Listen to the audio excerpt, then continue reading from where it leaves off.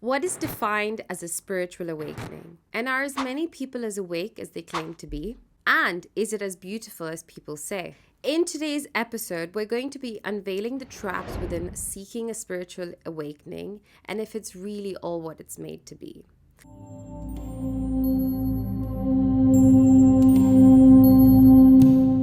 Hi everyone, it's me Bhavna and welcome back to the Anayaverse, and my video series is Spirituality a Trap? Journeying with a Multidimensional Healer. We often hear phrases like higher awareness, searching for a purpose, intuition, breaking free from society and ego. But what does this all mean? First, it would make sense to define what a spiritual awakening is and how people might perceive it. A spiritual awakening can be defined as a profound shift in consciousness marked by a heightened awareness of one's inner self. And in my words, simply it means someone who appears to have a deeper understanding of life and a connection to the universe. The problem with this is the interpretation of an awakening varies and will be perceived differently by each person. For some, sensitivity to emotions might signify an awakening, while others may associate it with the intellectual, the kind, or those with material success. Some even believe it to be the result of daily practices such as meditation or yoga. This brings me to our first trap I mentioned in my last video: too much information. It has become way too easy to find information that fits one's definition of a spiritual awakening rather than what it actually is. In today's world, anyone can Google symptoms of a spiritual awakening and deem themselves or another is awakened via a video or an article. It has become so bad that people with mental illnesses, narcissists, and even those who are just lazy or bored can fit themselves in some sort of spiritual category rather than seeking the right help or taking the right action. I guess in one way it makes sense why the healer's market is filled with coaches and countless different healing modalities. With such diverse perspectives and endless information, can we truly define what an awakening is? I say yes, and here is why. The first thing we shouldn't forget is an awakening isn't a pinpoint in time. There is a huge misconception that it stems from a specific event or situation. Many people proclaim, "I've had my awakening, I'm awake, and I have awakened." That point in time where someone says, "I've had my awakening," is actually when the awakening journey starts. That specific situation or event is just a trigger to start seeking. We merely just open our eyes at that point. Think of it as waking up in the morning. You're aware that you're awake, but the day is still ahead of you, full of experiences and learning. And just like waking up every day, a person can have many awakening moments in a lifetime, each time revealing more. So why is it called a journey or a process? Because it's not just about being awake, it's about what you do with that awareness. Once you're awake and start your journey, you then start to seek knowledge, whether to heal yourself, live a more fulfilled life, understand more about life and yourself, connect more with God or Source, and really wherever your heart takes you if you will it. It is essentially a lifelong journey that leads to enlightenment, and it is a process that usually takes many lifetimes to reach this reward. FYI, trap, enlightenment, or ascension doesn't exist on Earth. More on this in my next video. So, contrary to popular belief, it's not a single defining moment, but rather a continuous process of opening our eyes to deeper truths. That is why it's called a journey. Which brings me to my next trap: selling an awakening. Why are we buying awakenings or 6-week courses that guarantee an awakening? Do we really think we can buy an entire life journey? Are we trying to buy the starter kit because we had no significant event in life and we think we need it? In a digital marketing era where selling courses is the next big thing to make money, how can one truly value the information they are getting?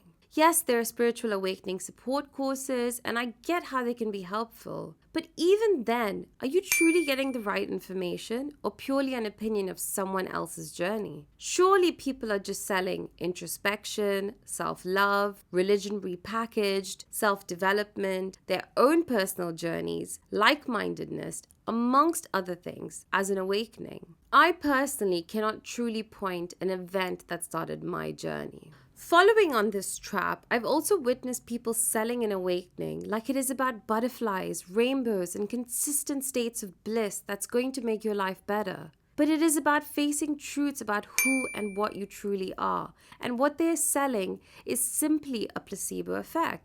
The key here is that people are selling awakenings as a feeling or a temporary sensation accompanied by the ideology that it is a necessary part to have a better life. But an awakening isn't purely about the feeling. It is about the lasting knowledge you gain and the harsh truths that eventually push you to unconditional love and contentment that's already within you.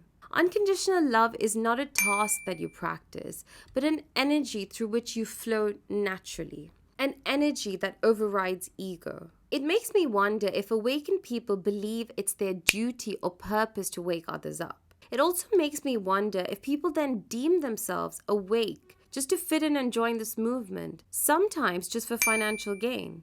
Doesn't it sound a bit like a cult or a religion? The sad truth is people simply move from being a sheep in society's world to a sheep in the spiritual world.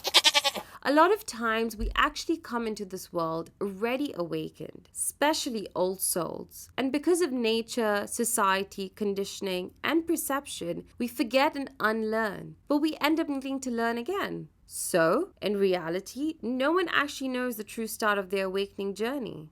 This brings me to my next trap. Don't believe or get triggered by the stories. I think at a certain point, with all the beautiful stories I read about experiences of bliss and the overnight awakenings, especially Kundalini or physical awakenings, I believed that it was possible. It was possible to go through some magical experience and know everything the next day. But that just simply isn't true. These experiences usually throw people into a never-ending search, sometimes just to experience that feeling again. In rare situations, there are even those who end up with psychosis after an awakening. The more and more you delve into anyone's awakening journey, even the gurus out there, you will realize how human they are and how much self-improvement they are still working on, and in some cases need to work on and are not doing so. The other trap within the awakening process is the superiority complex. A lot of people wake up from this deep slumber and literally think opening their eyes is enough. Others have spent years in spirituality with no real answers or self-progress, but use time as a spiritual status. The downfall of having too much information within this concept is that people end up triggering their egos and having ego battles and heated debates of what an awakening entails. Some start creating and dictating spiritual rules as well as placing themselves on pedestals. So what truly puts one on an awakening journey? And what defines an individual who's well into their journey? Here are the 5 main aspects that one needs to embody for them to actually be on their awakening journey. Number 1, self-awareness. This is the most common understanding of what it means to be awakened, but it only covers a part of it.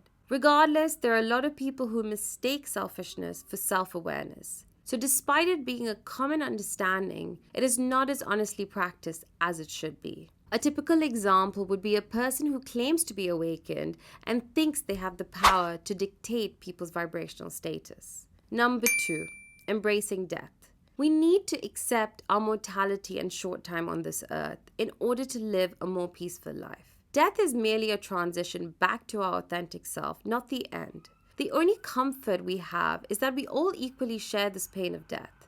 We all eventually have to face it via grieving for a lost one or being grieved by our lost ones. There is no escaping it. So what is the point of fearing it? Embracing death starts to give you a different perspective in life. It allows you to value life without fearing it. It allows you to recognize that mistakes can be fixed, even if the time passed in this life.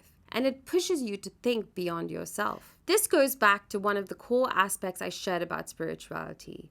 We are so much more than our physical, and there is so much more beyond death. If one has really embodied the fact that we are all energy, then technically we have already embraced death. Number 3, karma and reincarnation. Believing in the fact that we go through a process of death and rebirth because of karmic laws. The karmic law dictates that every action and reaction, whether good or bad, carries both positive and negative consequences in this world of free will and dualities. This means you will continue to reincarnate on this journey to enlightenment through many lives and many cycles. Cycles of good and bad, sorrow and happiness, presented as karmic lessons and consequences until you are able to understand the true essence of a soul and what we really are. To the non-believers out there, do you really believe 60 to 80 earthly life years is truly enough to learn and experience all of life? Number 4. Detachment. I'm not talking about detachment from materialistic desires and even people. I mean detachment from your physical body. Just being aware that you will not end, but the body will. And finally, number 5, the most important one. We all have the exact same purpose: to reunite with Source, God, divine energy, whatever you want to call it. It is the same purpose, but it will present itself in different ways. And how it gets lived out is down to the fun and adventure. No one person or human is better than the other. We are all at different stages of attaining the same goal, and therefore, once again, no one is superior or inferior. This singular purpose unites us, coming back to the interconnectedness I talked about in the last episode. With this last point comes the final trap I'm going to mention on this episode. Selling a purpose, guiding you to your purpose, intuitively telling you your purpose, and simply you yourself looking for your purpose. There is too much importance given about our purpose or what our purpose is supposed to be in this life. We all have our individual purposes in each life to then achieve this greater purpose. So it really isn't about chasing a purpose like a lot of spirituality dictates. I've had way too many people ask me what their purpose is or tell me that they are waiting for it. Yes, some people have obvious purposes and have to live them out, but it isn't always about doing something profound. Sometimes your purpose is to live a life of happiness, fulfillment, peace, and freedom, no matter what you actually do.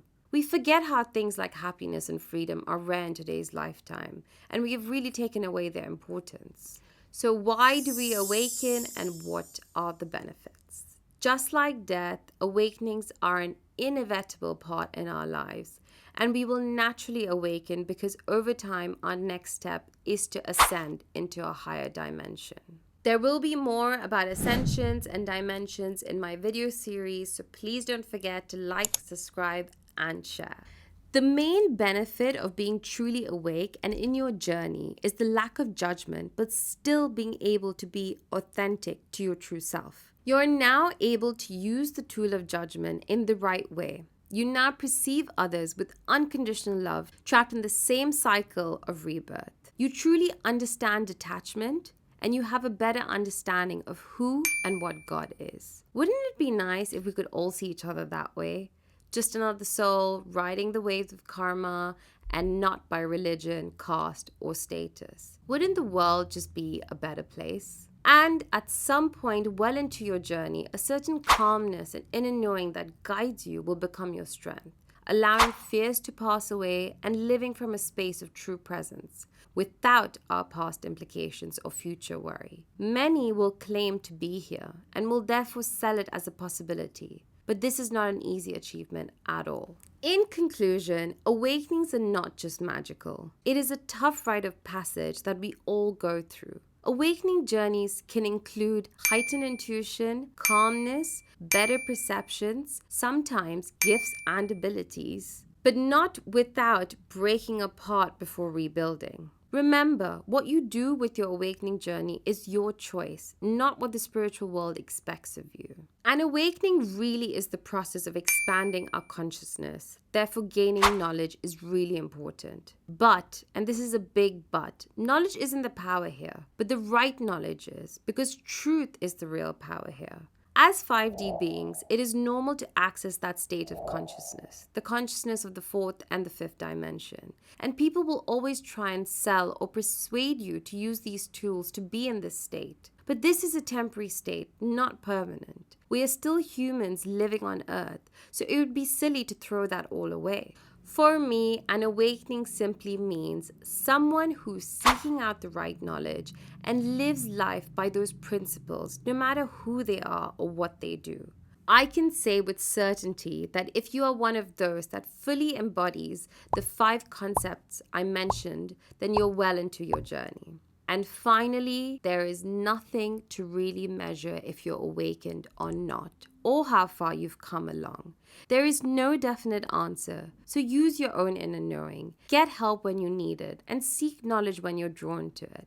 But don't allow people to mislead you and make you feel any less than you are, as we are all special.